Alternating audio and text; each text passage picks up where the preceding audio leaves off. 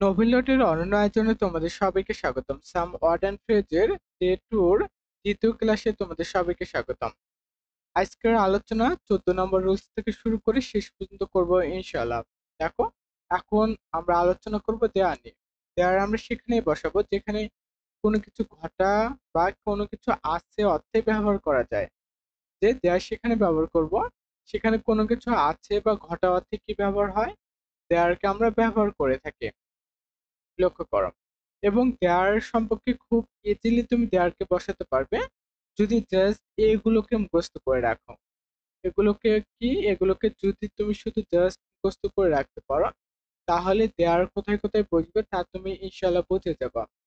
যেমন auxiliary verb রয়েছে is, R, was, war, এগুলোর পূর্বে দেয়ার বসে। অর্থাৎ এর আগে একটা কথা বলে নেই, দেয়ার হচ্ছে আমাদের দেয়ারের পর আমাদের সিঙ্গুলার অ্যান্ড প্লুরাল দুটি ভার্বে বসতে পারে। দেয়ার কি বসতে পারে? দুটি ভার্বে বসতে পারে। সো এটা মাথায় রাখবে যে দেয়ারের পর সিঙ্গুলার এবং প্লুরাল ভার্ব দুটি বসতে পারে। এবং ইট, একটু পরে আমরা ইটকে নিয়ে আলোচনা করব। যে ইটের পর যে ইটের পর শুধুমাত্র সিঙ্গুলার ভার্ব বসবে। কি বসবে? সিঙ্গুলার ভার্ব বসবে।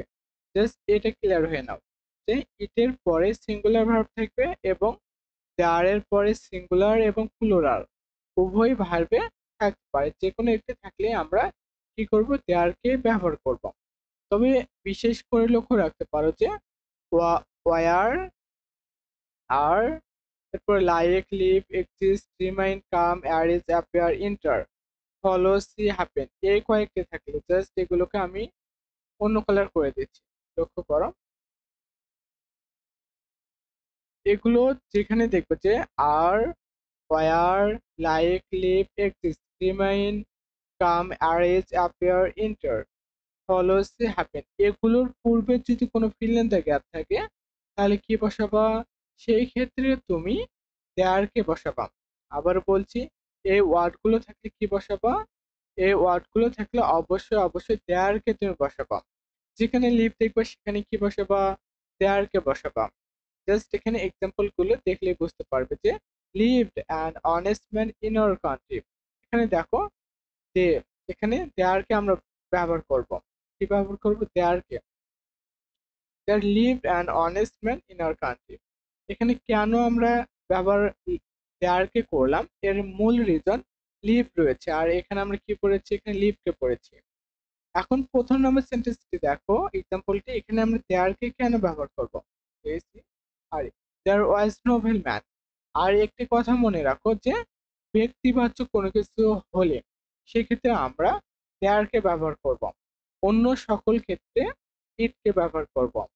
আবারও বলছি যে ব্যক্তিবাচক বা উন্নত প্রাণীবাচকের ক্ষেত্রে আমরা দেয়ারকে ব্যবহার করব এবং উন্নত শিশু ইতর প্রাণীর ক্ষেত্রে আমরা ইটকে ব্যবহার করব, যা একটু পরে আলোচনায় তুমি বুঝতে পারবে। আশা করি আমি বুঝতে পেরেছি। এবং এই ওয়ার্ডগুলো অবশ্যই একটু মুখস্থ করে নেবা, কেননা এগুলোর পূর্বে দেয়ারকে ব্যবহার করা যায় বা দেয়ারকে ব্যবহার করব। 4 নম্বর রুলসটি লক্ষ্য করো, সেটা হচ্ছে ইটের ব্যবহার। একটু আগেই আমি বললাম যে ইটকে আমরা ব্যবহার করব কোথায়?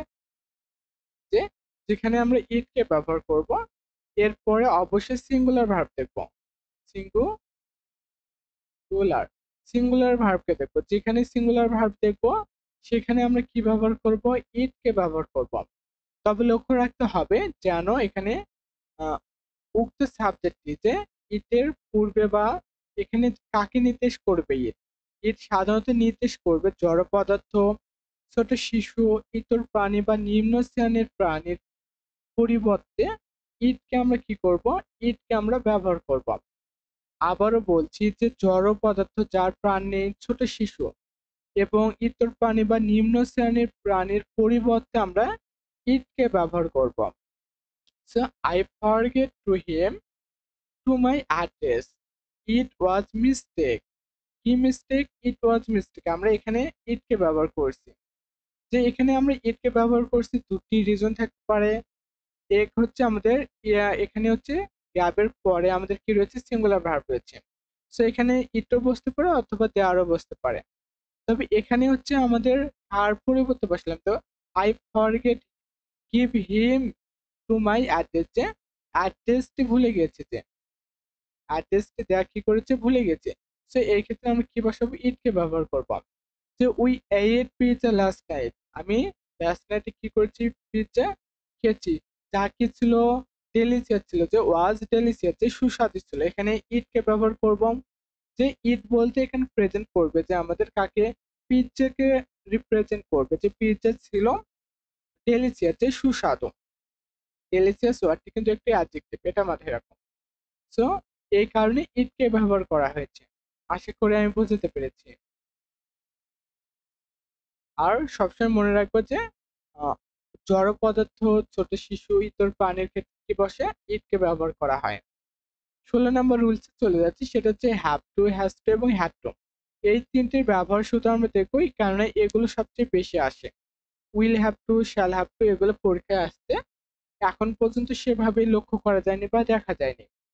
এখন দেখো have to, has to, had টুর ব্যবহারটি আমরা কখন দেখবো, বা শুধু যদি তুমি হ্যাভ টু এবং হ্যাজ টুর ব্যবহারও দেখো তবু তুমি পারবে ইনশাল্লাহ, কেননা হ্যাড টু খুবই কম আসে। হ্যাভ টু, হ্যাজ টু এবং হ্যাড টুর পরে কি বলবে, ভার্বের বেস ফর্ম বলবে। জাস্ট এটা মাথায় রাখো, এটা মাথায় রাখলে অনেক অংশে ক্লিয়ার হয়ে যাবে। এরপরে দেখো প্রেজেন্ট টেন্সে হলে হ্যাভ টু, হ্যাজ টু এবং হ্যাজ টুর ব্যবহার হবে, এবং পাস্ট টেন্সে হলে হ্যাড টুর ব্যবহার হবে। এখানে এটার মাধ্যমে কিন্তু আমরা ক্লিয়ার হতে পারি যে পাস্ট টেন্সে হ্যাড টু কে ব্যবহার করব, এবং প্রেজেন্ট টেন্সে হ্যাভ টু এবং হ্যাজ টু কে ব্যবহার করব। যেখানে আমাদের প্রেজেন্ট টেন্স হবে সেখানে আমরা কি ব্যবহার করব, হ্যাভ টু এবং হ্যাজ টু। পাস্ট টেন্সে হলে হ্যাড টু কে ব্যবহার করব, বা এটা আমি নিচে দিচ্ছি, পাস্ট টেন্সে হ্যাড টু কে ব্যবহার করব। ফিউচার টেন্সে শ্যাল হ্যাভ টু অথবা উইল হ্যাভ টু ব্যবহার করব। তবে এগুলো লাগবে না, জাস্ট এই দুটি জানলেই তুমি অ্যান্সার করতে পারবে। এখন দেখো আই, উই, ইউ, দের পরে প্লুরাল নাউন হলে বা প্লুরাল নাউন হলে হ্যাভ টু ব্যবহার হবে। যে আই, উই, ইউ, দে এবং প্লুরাল নাউন যদি সাবজেক্ট হয় তারপরে ভার্ব হিসেবে হ্যাভ টু কে আমরা ব্যবহার করব, এবং হ্যাভ টুর পরে কিন্তু আবার ভার্বের বেস ফর্ম থাকবে, কি থাকবে, ভার্বের বেস ফর্মকে আমরা ব্যবহার করব। এরপরে হি, সি, ইট, এরপর সিঙ্গুলার নাউন থাকলে কি করবো, হ্যাজ টুর ব্যবহার করব। এবং এক্সাম্পল দুটো দেখলে তুমি বুঝে যেতে পারবা। আশা করি বোঝাতে পেরেছি। দেখো স্টুডেন্টস, এটা হচ্ছে প্লুরাল সাবজেক্ট, এটা প্লুরাল সাবজেক্ট এবং এটা প্লুরাল সাবজেক্ট। এখানে দিয়েছি আমি উই দিয়েছি, এবং প্লুরাল নাউন হলে হ্যাভ টু কে ব্যবহার করবে, এই কারণে এখানে হ্যাভ টু ব্যবহার করেছি। এবং এগুলো কি বাধ্যবাধকতাকে বোঝাবে বা প্রয়োজনীয়তা বা উপদেশ প্রদান করা অর্থ দিবে। যেমন student student have to respect their teacher, যে স্টুডেন্টদের উচিত কি করা, রেসপেক্ট দেয় কাদের, শিক্ষকদের। এটা কিন্তু বাধ্যবাধকতা, এটা হচ্ছে বাধ্যবাধকতা বুঝাইছে। বাধ্যবাধকতার কারণে হ্যাভ টু কে ব্যবহার করব, অন্য কাউকে ব্যবহার করব না। এটা মাথায় রাখো যে শিক্ষার্থীদের উচিত টিচারদের সম্মান দেওয়া, এটি অবশ্যই চিরন্তন সত্য বা দিতেই হবে। যেমন ওই ডিফেন্ড আওয়ার মাদার, যে ওই ডিফেন্ড আওয়ার মাদার, যে আমাদের মাকে কি করতে হবে, রক্ষা করতে হবে।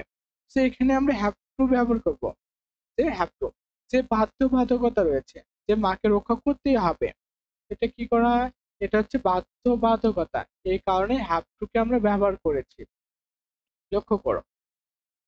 এখন দেখো এরপর তৃতীয় নম্বর সেন্টেন্সটি দেখি, যে we dash produce more food. এখানে কিন্তু প্রয়োজনীয়তাকে নির্দেশ করছে, কি করছে, আমাদের আরো উৎপাদন করা উচিত, মোর ফুড কি করা, আমাদের উৎপাদন করা উচিত। সো হ্যাভ টু এখানে কিন্তু বাধ্যবাধকতা, কেননা যদি মোর ফুড বা বেশি করে ফুড যদি উৎপাদন না করে তাহলে তো খাদ্য সংকটে পড়বে। এটা হচ্ছে বাধ্যবাধকতার কারণে কি করা হচ্ছে, হ্যাভ টুর ব্যবহার করা হয়েছে। এরপরে 17 নম্বর রুলস এর মাধ্যমে আজকে শেষ করব, অর্থাৎ পার্ট 2 শেষ করব। এর পূর্বের ক্লাসটিতে অর্থাৎ পার্ট 1-এ আমরা একটু লোডশেডিং এর কারণে দ্বিতীয় পার্টটি নিতে বাধ্য হচ্ছি, না হলে একই সঙ্গে ক্লাস দুটো তুমি পেয়ে যেতাম।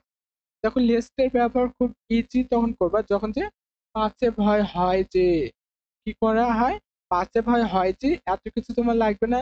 জাস্ট যেখানে দেখবে যে সাবজেক্ট রয়েছে, তারপর শুড মাইট রয়েছে, শুড অথবা মাইট রয়েছে, জাস্ট এরপর ভার্বের বেস ফর্ম অটোমেটিক্যালি বসে যাবে।